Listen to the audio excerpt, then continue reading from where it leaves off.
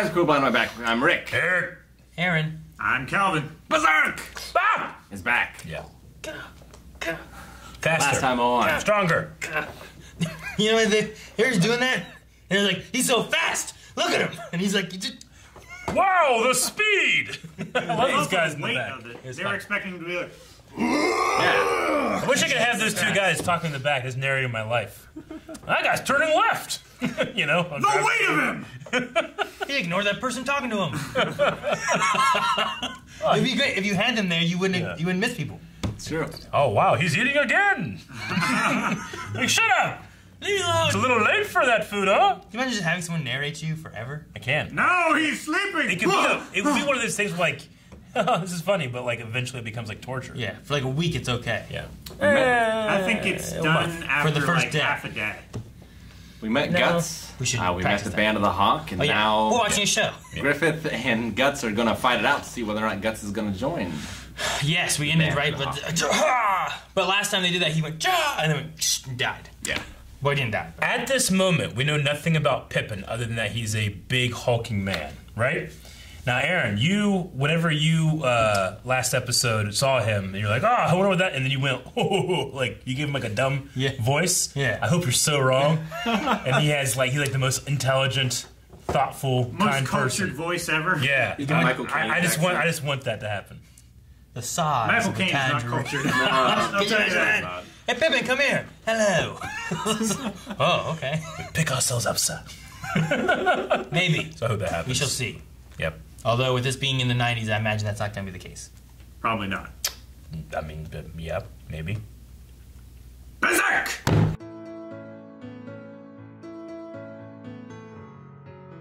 It goes so fast. I always wonder, like, and especially in animation, when they do a star field like that, like it ended with going up to the stars, you think they try to, like, match any kind of actual stars? Probably not. Like Neil deGrasse Tyson can watch something and tell if it's a fake sky or not. Yeah, like with the Titanic. Yeah, he watched Titanic. He's like, this, you know, if you're in the North Atlantic or whatever, it would not look like this. It's all wrong. And James Cameron was so pissed off that he made that he went in and changed the stars to make it look right. I just wonder if, like, in animation, they make any effort to be like, all right, so, I mean, is this on Earth? What time period is it? What would the sky look like? So that's one thing. Like, if you're doing something like, I don't know, Cowboy Bebop. You know, you could put your stars wherever the hell you want, because it won't matter. You're on all kind of planets. It's not going to match. Although, I mean, you could probably, like, figure it out, right? Yeah. Like, scientists might be able to calculate that. Well, I guess if you could calculate the position of the stars from our perspective, what it would look like from Jupiter. Probably. Yeah, it wouldn't be much different. I guess if Cowboy Bebop uses our solar system, it's not a good example, I suppose. But something like expanse too, you know. Yeah, but like, you know, like Code Geass. Sure. Which might not be Earth. It might not be Earth. I don't know about the world we're in here. It seems like it could be just the world. But. So they gave you the company of the Hawk. The Band of the Hawk is hired by a country called Midland. Midland. Yeah. Okay. The ones that make the cameras. Is that a brand? I'm pretty sure it's like a Midland camera. Yeah. They make cameras and they make two-way radios and. Yeah, those two guys are two Midland nobles. Okay. Is Midland a real country? As far as I know, it's made up for. Gotcha. Okay. Like Berserk. Now, this guy, I'm at 735, like right there. His hair is not bright red. And I can't really see his body or whatever. He doesn't look like super skinny or anything in this. I'm going to find his picture of Chuck Norris. And you're going to be like, yep. I'm not picturing Chuck Norris. And then later on, like, is that Chuck Norris, Eric? You're like, what? No, the other guy that was like, I think the insolence. Was it the same guy? It's not the same guy. It can't be. It just... But he was with that guy. I think that's a different guy, too, because the other guy that was like, oh, the insolence, like down in the courtyard, was much uglier than that guy. Jesus. Like, his head was shorter and wider, and, like, his eyes were, like, stretched out, like Chuck Norris here with the hair and the mustache. There's another one with a bigger mustache, and it looks just like him. I can't find it right now. But you see it? Like, I see it. I guess. Yeah, I saw it when you pointed it out. Whatever this one is. Find this one, editor. But here they're talking about, like, you know, the one guy's saying it's good that these mercenaries are dying and not us. But the other guy's like, well, we need to be careful because they could dishonor us by either doing better than us or, like, if they do better than us, then maybe they'll get the glory that we should have. Take all their shit. Yeah. Like, if we keep sending them into impossible battles and stuff, they could just say no and leave. Well, also, if they aren't able of defending their own kingdom or whatever, then what's to stop the people that they're hiring to just say, you know what, we want your kingdom? Like, that could happen too. Yeah. Or the people that live there don't look at them as protectors, they start looking at them as protectors. Maybe. You know, they could be like, Griffith is our protector, he's the one planning these and doing this and this. I think that's what that one guy was saying, is like, I mean, they could, amass more power than... What was the exact line that he said? I thought he said, like, our troops or our armies or something. But I'm not sure what the exact line was. It was something in there where he was suggesting, like, if it keeps going at this rate, then they'll be their own, like, kingdom. Or something like that. They'll be their own, like, group of knights, I think is kind of what he was trying to imply. Yeah. To where they would have, like, respect among the other knights and stuff. Or at least recognized. So yeah, they have power kegs and explosives then. I don't remember seeing that in the first episode or second episode. Yeah, it's like a very early gunpowder. Like, they have cannons. Yeah. Okay. Very coarse. But they're still using crossbows. And Yeah. They also have teeth. Whew! That teeth bite. Yeah, we started with the fight. I thought he was either going to snap the sword or snap the teeth. Neither of those happened. But like whenever he was up on the blade, you know, I understand, like, well, it's in the ground. I'm just trying, like, well, he sacrificed his footing. Do something, Guts. Just fucking turn. He's like, whoa, he's gonna fall, you know. But then you saw the sword that he's gonna strike you with. So I feel like. But then he just went. Urgh. I feel like it would be easier to just pull the sword if you could, like, jerk it and make his feet slip on the blade. Yeah. And, like, cut his shoes or his feet, and then, like, it would unsteady him to where he would, like, slide down. Sure. It's already been shown that Griffith's faster, though. Yeah. So, like, couldn't if do he that felt anything quick enough. He might just I mean, strike. that's the one thing. He was coming like this, and it looked like he was going to hit him like this. Then all of a sudden it just cut, and it's just down here, and he's on top. It's like, what happened? Did he just, like... Yeah, he probably just, You know? Yeah.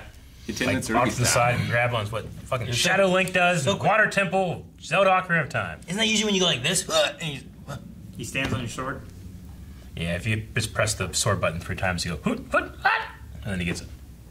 I think that sword fight was better than what we had in the first episode. Agreed. Yeah. Yeah, I like that better. I'm curious with the title being First Battle. My first thought was like, oh, well, we have these two guys fighting.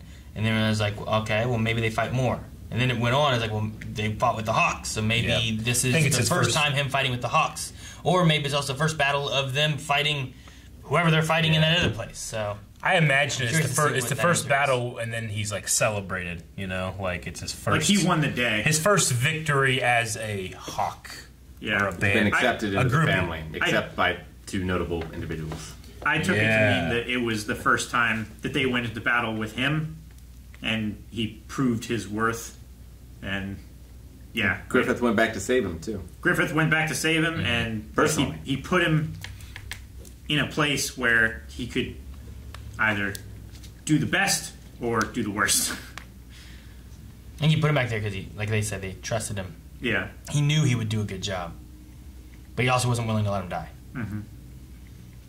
Yeah, and Casca in the first episode said, like, this is weird. Like, Griffith never gives confidence or compliments or, like, seems to respect anybody. Mm-hmm. Yeah. Yeah, I thought she was going to further say, like, since me or something, but it kind of feels like that way. Like, maybe he's being favored and there's room for one. I think that is partially what it is, because she looked, like, very dejected after that realization.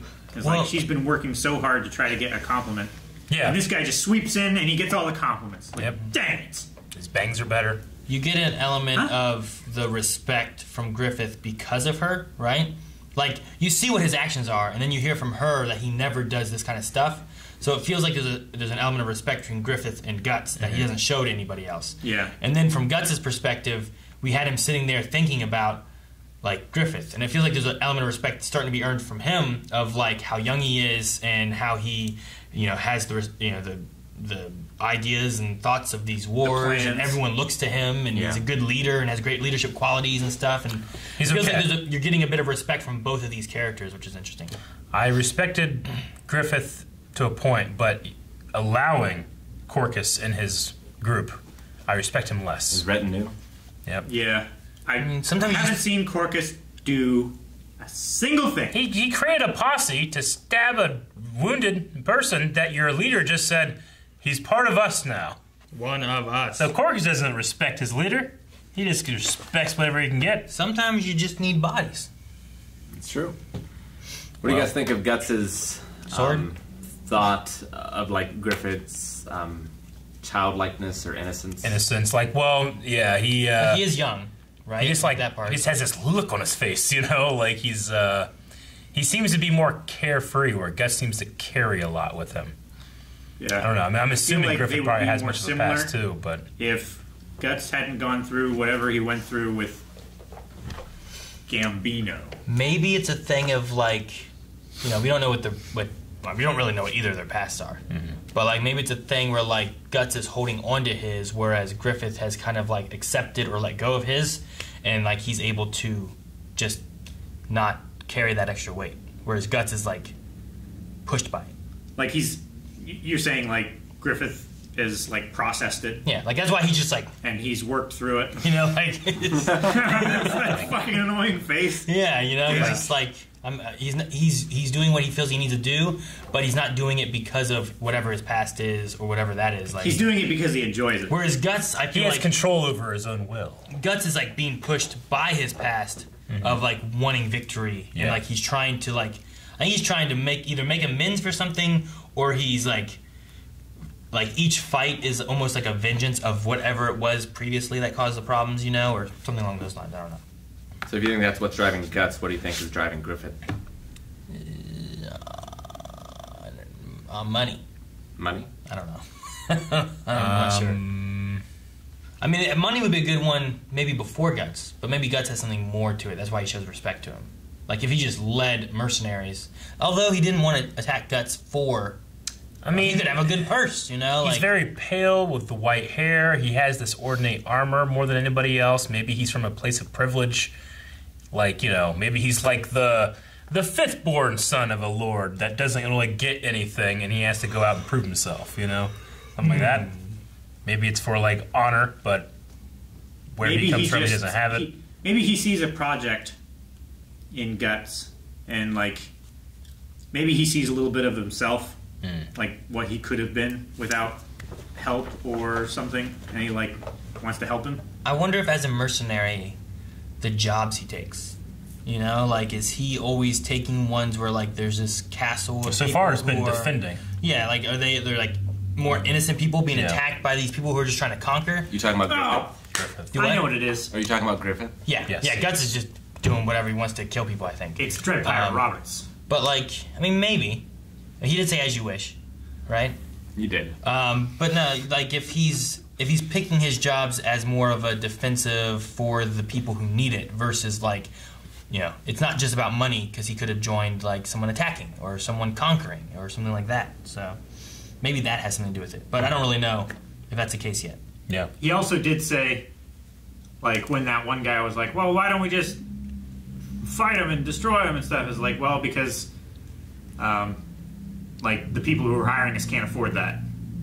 Yeah, reinforcement. Do we have any reinforcements? Yeah. It's like, no, we don't. People hiring us can't afford it.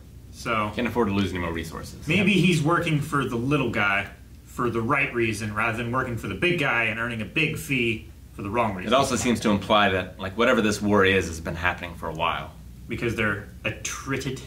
Because So this is a different castle than the castle from last episode?